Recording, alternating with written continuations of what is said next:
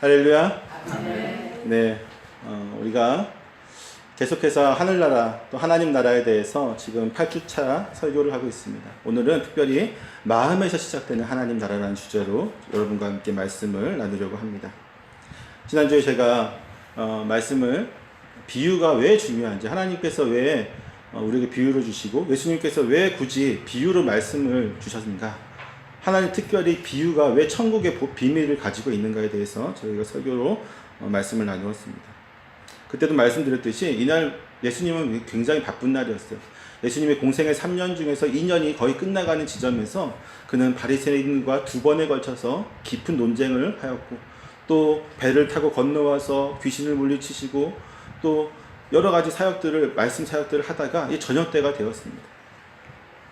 그리고 해변가로 나오셨는데 사람들이 막 나오기 시작해요. 우리가 1절, 2절 보면은 마태가 이렇게 고백을 하고 있습니다. 그날 예수께서 집에서 나가사 바닷가에 앉으심에 큰 무리가 그에게로 모여들거늘 예수께서 배에 올라가 앉으시고 온 무리는 해변에 서 있더니 라고 얘기합니다. 큰 무리가 모였다고 얘기하고 있죠. 동일한 말씀인데 누가복음 8장 4절에서는 이렇게 얘기하고 있어요. 각 동네 사람들이 예수께로 나와 큰 무리를 이루니, 그 동네에 있는 모든 사람들이 야, 우리 마을에도 예수님이 오셨대 라고 소문이 퍼지기 시작하니까 다 나오기 시작합니다. 그들은 예수님을 만나기 위해서 모였고 예수님의 말씀을 듣기 위해서 모였습니다. 이미 그들은 예수님께서 다른 동네에서, 다른 지방에서 어떻게 사역을 하셨고 어떻게 말씀을 전하셨으며 그곳에서 어떠한 역사들이 이루어지는지를 다 소문으로 듣고 알고 있는 사람들이죠. 이미 이전에 어떤 일이 있었냐면요, 예수님께서 큰 무리를 2번이나 먹이시는 오병이어와 칠병이어 사건이 있었습니다. 물론 이제 성경에 기록된 것은 5,000명, 4,000명 이렇게 기록되어 있지만 당시에 관습적으로 당시에는 숫자를 기록할 때 성인 남자만 기록하니까요, 여기에 여자들과 또 같이 온 아이들까지 다 하면은 아마 그 3배에서 4배 정도의 사람들이 모이지 않았을까 하는 생각이 듭니다. 이렇게 그렇게 많은 사람들이 모여서 기적을 체험하고 말씀 속에 감동이 있음을 그들은 배웠기 때문에 그 소문이 일파만파 이스라엘 전역으로 퍼지기 시작합니다. 사람들이 이제 우리 동네에도 오셨기 때문에 그분의 말씀을 듣자 하고 온 가족이 아마 저녁을 먹고 다 같이 모인 것 같아요. 모였는데 예수님 보시니까 너무 많은 사람들이 모인 거죠. 그래서 예수님 보시면서 어디서 말씀을 전할까 하다가 이 배 위에 배가 한 척이 있는 것이죠. 그 배 위에 올라가셔서 앉으셨습니다. 당시 랍비들 같은 경우는 이렇게 앉아서 하나님 말씀을 전하기도 하였는데, 예수님께서 그렇게 배 위에 앉으셔서, 그리고 사람들은 다 이게 온 해변에 가득 메워진 사람들이 예수님을 보면서 그 말씀을 듣고 있는 것이죠. 이들이 정말로 듣고 싶은 것은 예수님을 통해서 정말 위로받고 싶은 것이었고, 예수님을 통해서 우리가 정말 이 땅에서 힘들고 어려운 현실 속에서 어떻게 하면 이겨낼 수 있는가, 하나님은 우리를 어떻게 생각하시고 우리를 통해서 어떻게 말씀하시는가를 듣고 싶어서 예수님께 나온 것입니다. 그리고 예수님이 그들에게 지금 비유로 말씀하십니다. 여러분, 우리는 예수님을 어떻게 생각하고 이 자리에 나왔습니까? 예수님이 우리에게 어떠한 의미가 있고 어떠한 우리의 삶에서 그분이 어떤 위치를 차지하고 있는지를 우리는 생각해 봐야 됩니다. 우리가 예배의 자리로 나오는 것은 그분의 말씀을 듣기 위해서죠. 우리가 이 자리에서 지금 예배를 드리고 이 설교 말씀 듣는 이유는요, 가장 큰 이유는 그분의 진리의 말씀을 내가 듣고 내 삶 속에서 그 말씀이 역사하도록 살아가는 것, 그것을 목표로 해서 우리가 이 자리에 나온 것입니다. 다른 것을 찾지 마시기를 부탁드려요. 우리가 교회 가서 어떤 서비스를 받으려고 교회에 오는 것이 아닙니다. 간혹 보면은 교회를 찾으시는 분들에게 전도를 하다가 물어보면은 여러 가지 물어봐요. 그 교회 주일학교 시스템은 어떻게 되어 있습니까? 그 교회에 또 어떤 여러 가지 제자반은 어떻게 되어 있어요? 여러 가지를 물어봐요. 그러면서 자기의 이제 구매라고 할까요? 서비스 요건에 취합되는 것, 맞는 것을 찾아서 다니는 거죠. 근데 어느 한 사람도 그곳에 진리의 말씀이 선포됩니까? 라고 얘기하는 사람이 거의 만나본 적이 없는 것 같아요. 근데 사실 중요한 것은 딴 게 아니거든요. 이거는 교회의 격가지예요. 격가지는 쳐낼 수도 있는 거잖아요. 필요하면은 격가지가 있을 수도 있고 접붙이기에서 있을 수도 있고, 필요 없으면은 잘라버리는 게 격가지거든요. 이런 것들은 격가지예요. 중요한 건 무엇이냐면 교회는 말씀이 온전히 선포되어지냐. 이것이 정말 진리의 말씀이고 하나님의 말씀이냐. 이것이 온전하게 바르게 선포되어지냐. 이것이 중요한 교회의 가장 중요한 모습이고 우리는 그것을 쫓아가야 되는 것이죠. 지금 사람들이 그 말씀을 듣기 위해서 모였습니다. 그리고 이 사람들에게 예수님은 천국에 대한 참 비밀을 지금 비유로 설명해 주고 계시죠. 특별히 이 씨 뿌리는 자의 비유는 예수님의 비유를 읽고 해석하는 방법에 대해서 중요한 기준이 되어집니다. 예수님의 설명은 비유 자체만큼이나 단순하고 명확한 것을 볼 수가 있는데요. 우리가 보듯이 씨앗은 하나님의 말씀을 나타냅니다. 특히 여기서는 복음, 즉 하나님 나라의 복된 소식을 이 씨앗에 비유해서 하나님이 말씀을 주시는 것이죠. 하나님의 말씀은 야고보서 1장 18절과 21절과 베드로전서 1장 23절 25절에서도 이 씨앗에 비유되고 있는 것을 볼 수가 있습니다. 특별히 시편 126편 5절 6절에 보면요, 이렇게 나오고 있어요. 눈물을 흘리며 씨를 뿌리는 자는 기쁨으로 거두리로다. 울며 씨를 뿌리러 나가는 자는 반드시 기쁨으로 그 곡식단을 가지고 돌아오리로다. 이 복음 전도자의 사역을 이 씨앗에 비유하고 씨 뿌리는 자에 비유해서 설명을 하고 있죠. 예수님께서는 이 비유의 의미를 우리에게 분명하게 얘기하십니다. 씨는 하나님 말씀이요라고 우리에게 그 열쇠가 되는 것을, 이 키가 되는 것을 이야기하고 주시죠. 우리는 이 비유에서 명확하게 보여지는 것, 즉 예수님이 우리에게 정확히 들려주시고자 하는 진리의 핵심이 무엇인지를 바르게 인식해야 됩니다. 그 외에 잘 보여지지 않는 것, 뚜렷하지 않은 것들에 대해서는 우리가 굳이 파고들 필요가 없어요. 비유를 왜 이단들이 이상하게 해석을 합니까? 명확하게 보여지는 것이 아니라 다른 걸 격가지, 그냥 예를 들어 이런 거죠. 지금 씨 뿌리는 자가 그냥 뿌렸죠. 그냥 뿌렸어요. 이렇게 여기 씨를 어떻게 모내기를 해서 뿌렸니 이런 거 없잖아요. 그렇죠? 근데 굳이 씨 뿌리는 때 이 씨 뿌리는 게 방법이 중요하지 않기 때문에 이렇게 나온 건데, 예를 들어서 씨를 뿌릴 때에 하나씩 심는다, 이런 비유 없는데도 불구하고 그렇게 말씀을 해석하는 사람들이 있어요. 씨 뿌리는 것이 중요하다, 뿌리는 게 중요하다, 이건 잘못된 해석이죠. 그래서 중요한 것은, 비유의 해석은 본문에서 예수님께서 말씀하신 그 핵심, 뚜렷하게 보여지는 것, 그것만을 가지고 해석하는 것이 바른 해석입니다. 또한 본문에서는 씨 뿌리는 자의 정체에 대해서도 굳이 언급하지 않습니다. 이 사람이 어떤 사람인지에 대해서 굳이 알 필요가 없는 것이죠. 씨를 뿌리는 사람은 그냥 제가 될 수 있고요. 설교를 통해서 씨를 뿌려줄 수가 있습니다. 또 여러분이 씨를 뿌리는 자가 될 수 있어요. 여러분이 밖에 나가서 여러분 아는 사람들과 어떤 사람들에게 복음, 하나님을 믿고 구원받으십시오, 예수님을 믿고 구원받으십시오라고 이렇게 이야기를 하면, 복음 전도를 하면 그것이 또한 씨를 뿌리는 하나의 행위가 됩니다. 아멘.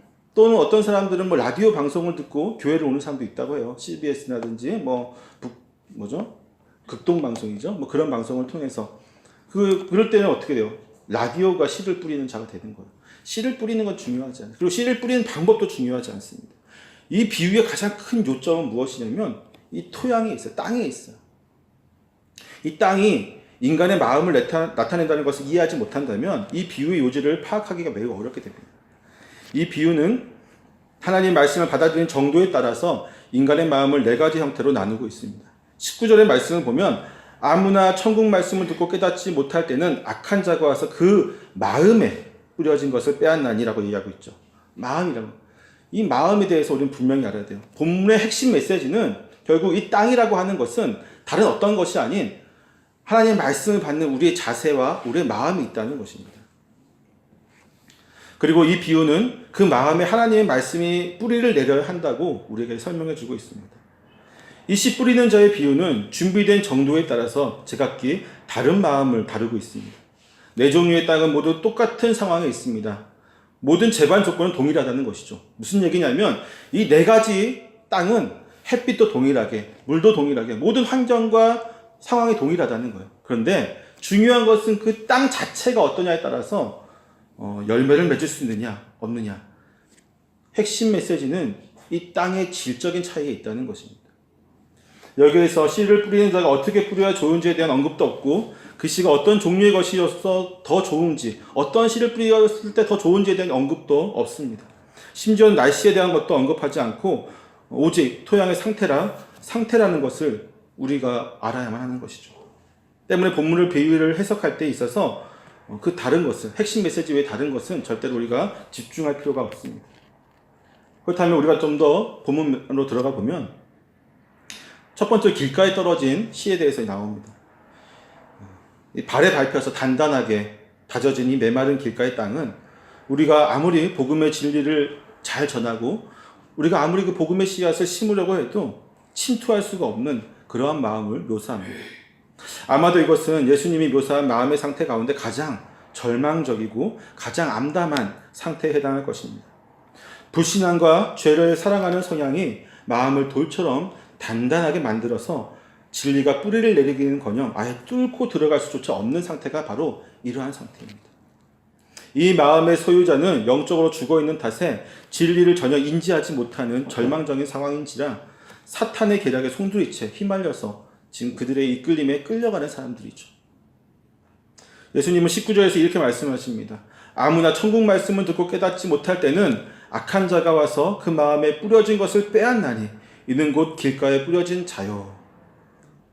이들은 어떠한 말씀을 들어도 요동하지 않고 마음을 단단히 하는, 또 그리고 그 마음을 굳건하게 해서 어떠한 요동하지 않고 자기 주관대로 자기 마음대로 악한 생각대로만 하는 사람들입니다.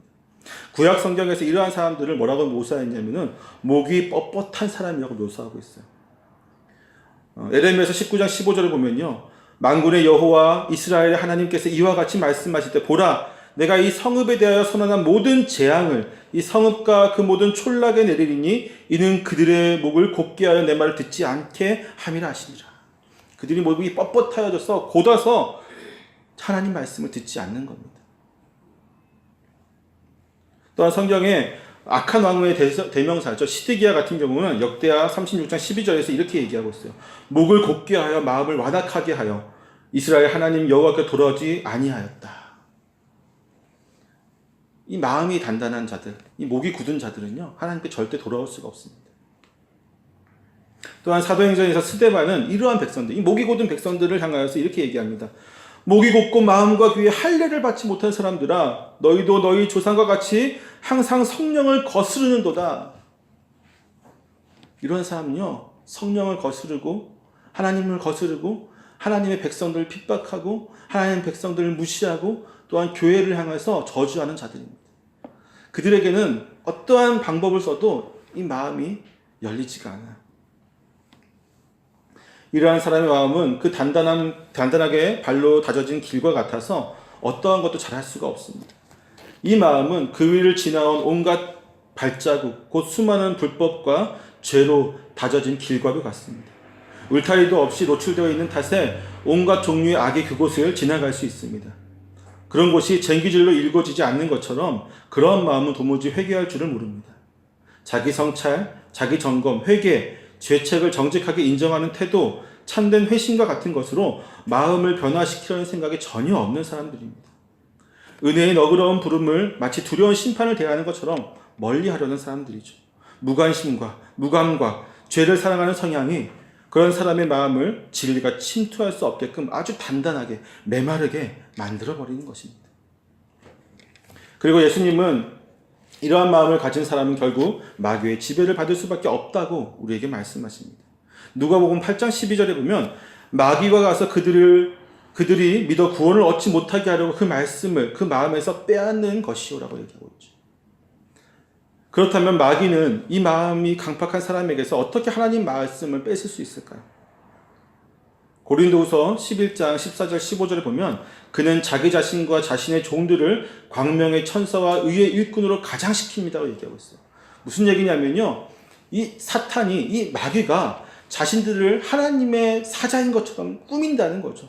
거짓 교사라고도 표현하는 사람들, 우리가 보통 알고 있는 이단이라고 하는 사람들, 자신들이 굳이 하나님 일을 감당할 수 있는 사람들처럼 떠벌리면서 유혹해서 뺏어가는 거죠. 우리의 마음을, 진리의 말씀을 뺏어가는 겁니다. 또한 두 번째로 인간의 부패한 감정, 곧 다른 사람들이 나를 어떻게 생각할까 하는 두려움, 교만, 완고함, 편견을 비롯한 다양한 그 악한 감정들을 이용하고 그것을 이용해서 우리가 이 부패한 마음을 부추기는 것이 이 마귀들의 역사입니다. 사탄은 사람이 빛보다 어둠을 사랑한다는 것을 잘 이용해 먹는 거죠. 우리가 죄인으로서 죄에 더 관심이 많다는 것을 그들은 잘 알고 있습니다. 거룩한 일을 하는 것보다 죄를 범하는 것이 더 쉬운 것을 그들은 너무나 잘 알고 있죠. 그렇게 해서 우리로 하여금 진리에서 멀어지게 하고, 진리가 발을 붙이지 못하게 하고, 진리가 우리 속에서 역사하지 못하게 하는 것입니다. 두 번째로 이 돌밭에 떨어진 씨가 있습니다. 이 밭을 생각할 때 보통은 자갈이 많이 있거나 혹은 바위 위에 떨어진 것으로 상상하기 쉽습니다. 저도 어릴 때에 그렇게 교회에서 설교를 들었던 기억이 나요. 그런데 이 밭은 그런 밭이 아니에요. 겉으로 보기에는 멀쩡한 밭입니다. 겉으로 보기에는 멀쩡한 밭이기 때문에 쟁기질을 해서 그곳에서 좋은 밭하고 구별이 가지 않는 밭이에요. 그래서 씨를 뿌릴 수 있는, 충분히 뿌릴 수 있는 밭입니다.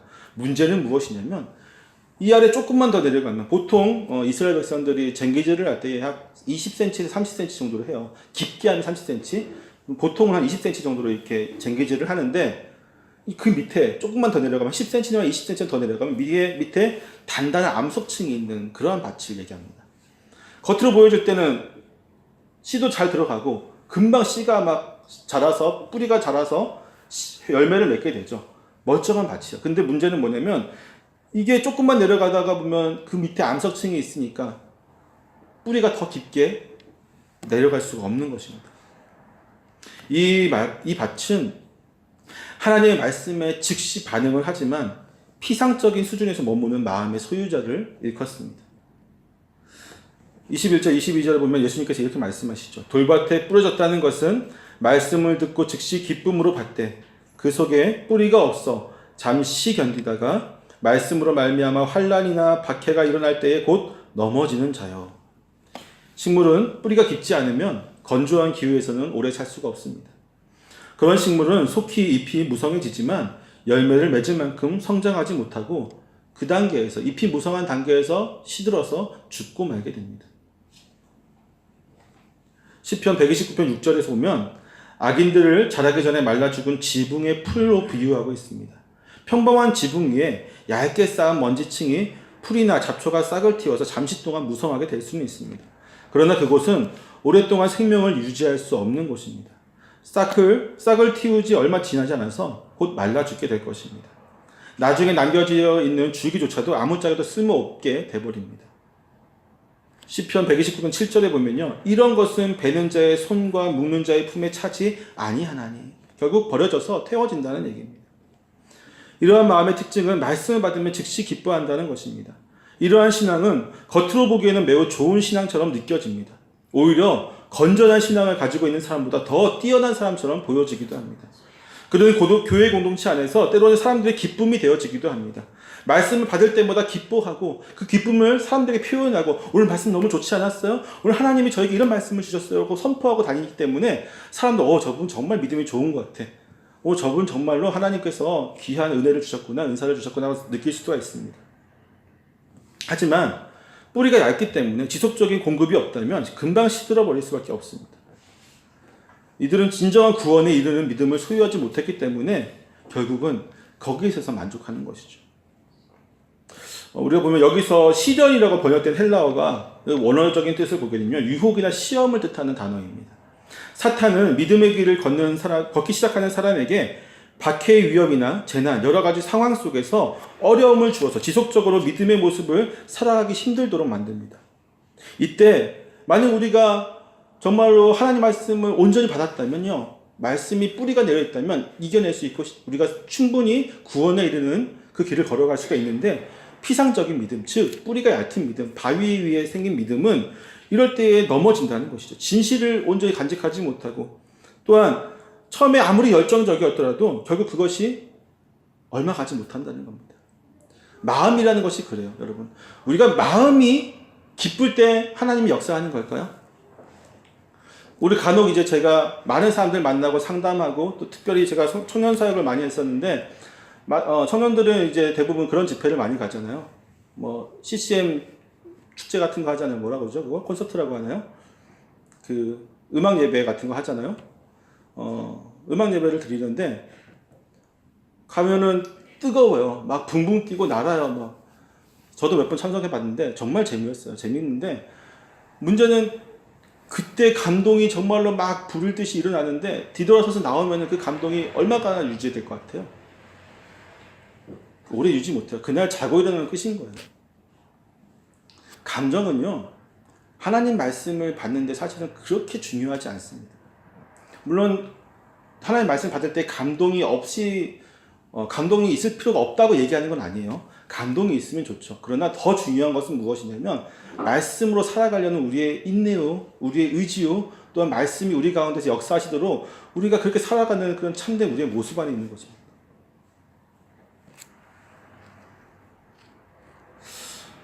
결국 진정한 믿음이 없는 이러한 것은요, 우리로 하여금 하나님의 말씀이 아닌 다른 것에 집중하게 만들죠.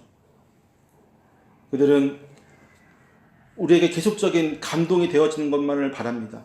나에게 계속적인 즉흥적인 감동을 나에게 주십시오라고 교회에 요구해요. 근데 교회에 다니다 보면 어떻게 매번 목사의 설교가 나에게 매번 감동이 되어줄 수 있겠습니까? 어떻게 교회 나온 것이 매번 우리에게 참된 기쁨을 줄까요? 힘들다는 거죠. 그래서 이런 분들의 가장 특징을 보게 되면 젊은 분들 같은 경우는 아까 그런 데 찾아간다고 그랬고, 대부분 또 나이 드신 분들은 또 부흥 강사를 많이 찾아가요. 부흥 집회를 한다면 거기 다 찾아갑니다.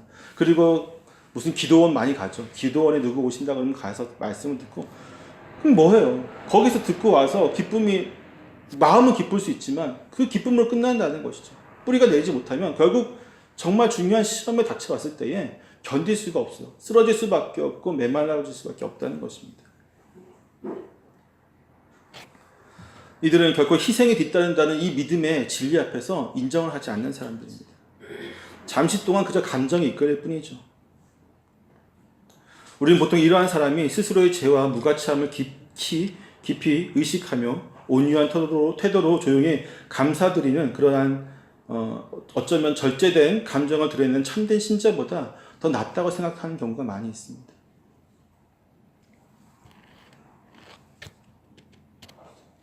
이들이 결국 어떻게 될까요? 앞에서 설명했던 길가에 떨어진 밭과 동일합니다. 처음은 다른 것 같지만 끝은 똑같다는 거예요. 믿음을 떠나게 된다는 겁니다. 세 번째로 가시떨기 위에 떨어진 씨앗이 있습니다. 이것은 무엇일까요? 이러한 땅은 세상의 것을 지나치게 좋아하거나 거기에 지나치게 얽매인 마음을 가지고 있는 것을 말합니다. 이곳에 여기에 속한 사람들도 처음에는 말씀에 긍정적으로 반응하는 것처럼 보입니다. 본문 말씀을 보면 이렇게 얘기하고 있죠. 말씀을 들은 자이나 지내는 중에, 지내는 중. 이것은 우리 말씀을 듣고 하나님 앞에 나아간다는 뜻입니다. 말씀대로 살아간다는 뜻이죠. 그렇게 주의 말씀으로 살아가는 중에 어떠한 일이 닥친다는 건데, 이들은 앞서 보았던 이 강팍한 불신자나 얄팍한 감정에 치우친 사람과 다릅니다. 이 세 번째 땅은 깊이 잘 일구어진 곳이고 그곳에는 온갖 종류의 식물들이 존재합니다. 그 땅에 익숙한 잡초는 이미 그 땅에 뿌리를 내리고 있어요. 이미 곡식이 들어오기 전에 이 잡초들이 먼저 뿌리를 내리고 있고 곡식이 자랄 모든 영양소들을 다 가져가는 것이죠. 이러한 마음에 하나님의 말씀은 마치 날선 객과도 같습니다. 오히려 그 땅의 주인은 잡초와 이 가시떨기들이 차지가 되어버리고 만 것이죠. 다른 말로 하면요, 세상의 것으로 이 마음이 가득 차 있기 때문에 하나님의 말씀은 들어왔다 나가는 손님과 객과 같은 역할밖에 할 수가 없다는 것입니다.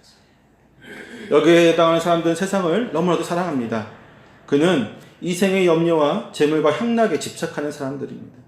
이러한 것들이 말씀이 마음에 자리 잡는 것을 막고 있는 것이죠. 이들에 대하여서 야고보는 이렇게 얘기합니다. 두 마음을 품어 모든 일에 정함이 없는 사람들이다. 야고보서 1장 8절 말씀인데요. 또한 예수님은 제자들에게 두 지파인이 두 주인을 섬길 수 없나니 혹 이를 미워하고 저를 사랑하거나 혹 이를 중히 여기고 저를 경히 여길 것입니다. 너희는 하나님과 재물을 겸하여 섬길 수 없느니라고 가르치고 있습니다. 또한 사도 바울은 디모데에게 이렇게 당부를 합니다. 부하려 하는 자들은 시험과 올무와 여러 가지 어리석고 해로운 욕심에 떨어지나니 곧 사람으로 파멸과 멸망에 빠지게 하는 것이다. 돈을 사랑함이 일만하게 뿌리가 되나니 이것을 탐내는 자들은 미혹을 받아 믿음에서 떠나 많은 근심으로서 자기를 찔렀도다. 즉 이 세상의 재물과 쾌락을 사랑하는 것보다 복음의 진리를 더 심하게 거스르는 것은 없다는 것입니다. 야고보는 세상의 쾌락을 쫓는데 모든 것을 쏟아붓는 사람들을 향해서 가늠한 여인들아, 세상과 벗된 것이 하나님과 원수됨을 알지 못하느냐? 그런즉 너희는 누구든지 세상과 벗이 되고자 하는 자는 스스로 하나님과 원수가 되는 것이니라 하고 말씀하고 있습니다. 가시떨기는 이기심, 부패한 욕망, 이 세상을 지배하는 거룩하지 못한 신념과 사상 등을 이야기합니다. 이러한 가치가 우리의 부패한 마음에 다가가서 진리의 말씀을 질식하게 만들어 버리는 것이죠. 신약에서 이러한 마음을 가진 대표적인 사람이 있습니다. 누구일까요? 맞아요. 가룟 유다죠. 그는 예수님이 12제자를 부르실 때부터 예수님을 쫓았던 사람이었습니다. 가장 측근에서 예수님을 맡았고 가장 신뢰받는 사람 중에 한 명이었습니다. 그런데 그는 결국은 예수님을 은 30냥에 팔아버리고 말죠. 사도 요한이요, 그의 복음서 요한복음 12장 6절에서 가룟 유다에 대해서 뭐라고 얘기하냐면, 그가 가룟 유다의 습관적인 죄는 돈을 사랑하는 것이었다라고 얘기하고 있어요. 그는 도둑이라 돈꾀를 맞고 거기 넣은 것을 훔쳐 가니로라. 가룟 유다에 대해서 사도 요한이 굉장히 약한 감정을 갖고 있죠. 근데 그것이 진리라는 거예요. 길가와 같은 마음, 얄팍한 흙과 같은 마음, 잡초가 섞인 땅과 같은 마음 모두 한 가지 공통점이 있습니다. 그것은 무엇이냐면 결실하지 못한다는 것이죠. 농사의 목적은 무엇입니까? 농부의 즐거움은 무엇이죠? 결실하는 거예요. 수확을 하는 겁니다. 그런데 이 농작물을 길러내지 못하는 땅은 아무런 쓸모가 없는 땅일 뿐입니다. 단단하게 굳은 길가는 영원히 단단한 상태로 머무를 것이고, 흙이 얕은 땅은 다시 씨를 뿌릴 가능성이 없고, 잡초가 난 땅은 태워져야만 합니다. 결과적으로 이 세 땅은 조금씩은 다르지만 하나님의 복음을 믿지 못하는 불신자를 뜻하는 것입니다. 사랑하는 성도 여러분, 우리는 이 세 밭이 아니기를 주님께 감사해야만 합니다. 아멘. 이 좋은 땅에 떨어진 씨는 결실을 맺습니다. 마태는 이렇게 얘기하죠. 말씀을 듣고 깨닫는 자라고 말하고 있습니다. 마가의 경우는 말씀을 듣고 받아 30배나 60배나 100배 결실을 하는 자라고 이야기하고 있습니다. 그리고 누가복음에는 이렇게 얘기하고 있어요. 말씀을 듣고 지키어 인내로 결실하는 자. 여기서 누가의 경우는 특별히 말씀이 우리 안에서 열매를 맺기 위해서는 인내가 필요함을 강조하고 있습니다. 인내는 참 믿음의 길을 걸어가는 우리의 표징과도 같습니다. 인내가 없이는 결국 앞서 살펴보았던 결실을 맺지 못한 땅들과 동일한 결과를 낳을 수밖에 없기 때문입니다. 그렇다면 이 열매들은 무엇일까요? 비유에서 언급하고 있는 열매들이 있죠. 열매들은 성경에 보면 열매들에 대한 것들이 많이 나와요. 그 중에 몇 가지를 보게 되면 가장 우리가 대표적으로 알고 있는 열매가 뭐가 있을까요? 갈라디아서 5장 22장 23절에 보면은 뭐가 나오죠? 성령의 9가지 열매가 나오죠. 그리고 빌립보서 1장 11절에 보면요, 하나님께 영광과 찬송을 드리는 그런 열매를, 의의 열매에 대해서 이야기합니다. 또 사도 바울 같은 경우는요, 로마서라든지 그가 쓴 모든 서신서에서 자기가 전도해서 구원에 이른 사람들을 다 열매라고 표현을 해요.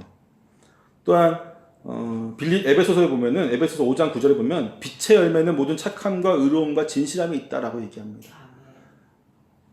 그리고 히브리서 기자 같은 경우는요, 우리는 예수로 말미암아 항상 찬송과 제사를 하나님께 드리자. 이는 그 이름을 증언하는 입술의 열매니라고 하면서 예배의 열매에 대해서 강조를 합니다.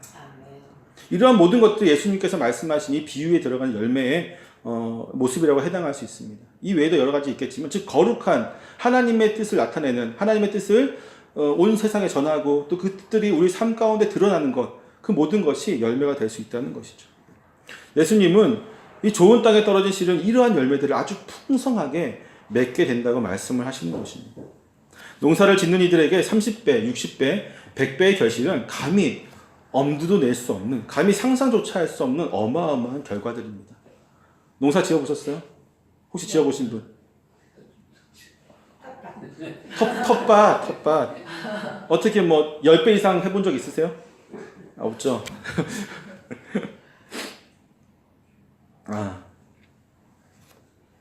그러나 똑같은 좋은 땅이라 하더라도 결실이 차이가 날 수 있다는 것을 우리는 본문에서 알아야만 합니다. 이것은 무엇 때문일까요?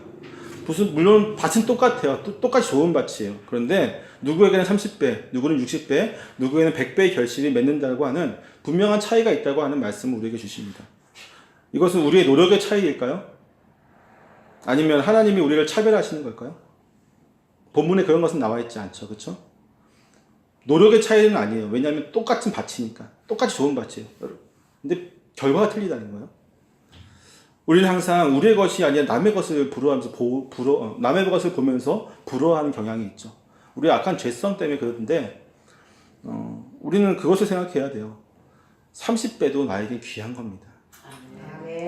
농부에게요. 농부가 농사를 지을 때요. 보통 한 두세 배 정도를 기대하고 해요. 그러니까 여기서 얘기하는 두세 배는 내가 곡식을 해가지고 곡식이 두세 배를 늘린다는 게 아니라 내가 투자한 돈에 두세 배의 이득을 얻을 거라는 기대를 가지고 농사를 짓는다는 거죠. 보통 한 세 배 정도? 많으면 네 배 정도. 이제 보통 한 세 배 정도인데 그 정도에 얼마나 되게 감사한 거예요. 그 정도의 결과물이 얻어지면. 근데 하나님께서 우리에게 두세 배를 얘기하지 않았어요. 10배도 얘기하지 않았고요. 우리에게 뭐라고 얘기하냐면 최소 30배를 얘기하셨거든요. 무슨 얘기냐면 감히 측량하지 못할 은혜를 우리에게 주시겠다는 거예요. 근데 저 사람은 나보다 더 받은 것 같으라고 하면은 그건 얼마나 교만한 겁니까? 이미 감당할 수 없는 만큼 은혜를 우리가 잊고 살아가는데 하나님 비교되는데 제가 하나님 더 잘 믿는 것 같은데 이러면서 그것은 우리가 너무나 교만한 모습인 거죠. 이건 우리의 욕심에 지나지 않는 것이고 잠언은 이러한 우리의 욕심에 빠진 모습에 대해서 이렇게 얘기하고 있어요. 스올과 아바도는 만족함이 없고 사람의 눈도 만족함이 없느니라. 할렐루야. 우리의 눈은 만족해야만 합니다. 우리의 주신 것에 대해서 만족할 때에 그럴 때 우리는 행복할 수가 있어요. 사도 바울의 경우에 자기의 육체의 연약함을 놓고 주님께 기도를 하죠. 나에게 사탄의 그 가시가 있습니다. 하나님 제거해달라고 얘기하는데 고린도후서 14장 9절에 보면 하나님 뭐라고 말씀하시냐면 내 은혜가 내게 족하도다 라고 얘기하고 있어요. 사도 바울에게 이것은 정말로 힘겨운 거였는데 예수님이 이거를 낫게 할 수 있었을까 없었을까요? 있어요. 그런데 은혜가 이미 족하다는 거예요. 그 이상 은혜가 가면 넌 교만해질 것이고 그 이상 은혜가 가면 너가 혹시 다른 사람들에게 불편을 끼칠 수가 있기 때문에 이것이 너희가 족하다는 것이죠. 우리의 욕심으로 은혜를 버리거나 은혜에서 떠나지 않기를 소망합니다. 이미 우리는 은혜를 받은 자입니다. 그 증거가 무엇입니까? 우리가 이 자리에 나와 있다는 거예요. 이 자리에서 우리가 하나님 말씀을 듣는다는 것 자체가 우리는 풍성한 은혜를 받은 자들입니다.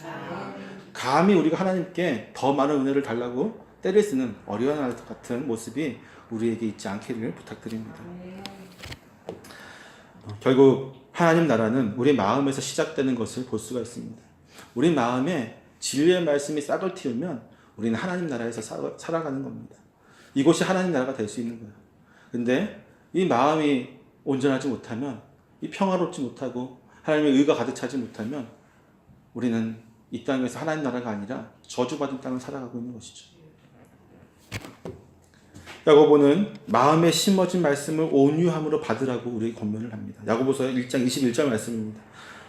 마음에 심어진 말씀을 어떻게 받으라고요? 온유함으로 받으라. 즉 우리가 해야 될 노력은 무엇이냐면요, 제가 설교하는 이 자리에 나올 때에 우리 마음을 온유하게 만들어서 나와야 되는 게 우리의 목표예요. 이 온유함이 잘 갈려진 밭이란 얘기예요. 좋은 밭이란 얘기예요. 이것이 나오기 위해서 온유함을 만들어야 되는데 이것이 쉬울까 어려울까요? 쉬우세요? 어렵죠. 사실 우리 마음은 우리 마음대로 할 수 없어요. 요새는 그런 것들이 있어요. 마음 수련? 기수련에서 좀 나와가지고 요새 마음 수련하는 것도 많이 있어요. 그래서 명상을 하면서 마음을 평온하게 합니다. 그 명상하는 동안만 평안한 거예요. 나오면은 바로 그냥 손가락질하고 욕하고. 그러면 마음을 온유하게 해야 된다는데, 목사님 우리가 못한다면 어떻게 해야 됩니까? 라고 얘기할 수 있겠죠. 그러니까 결국 결론적으로 얘기하자면 우리가 좋은 밭으로서 열매를 맺기 위해서 우리가 해야 될, 이 열매를 맺게 하는 건 하나님이 하시는 거고, 그것을 밭을 가는 것도 하나님이 하시는 거예요. 성령님이 하시는 거예요. 온유하게 만드는 것도. 그렇다면 우리가 해야 될 것은 무엇인가? 성령께서 우리 마음을 온유하게 만들 수 있도록, 성령께서 역사하시도록, 하나님께서 역사하시도록 노력해야 되겠죠. 다른 말로 하면은 기도해야 되고요. 아까 우리 아이들에게도 얘기했지만 기도해야 되고요.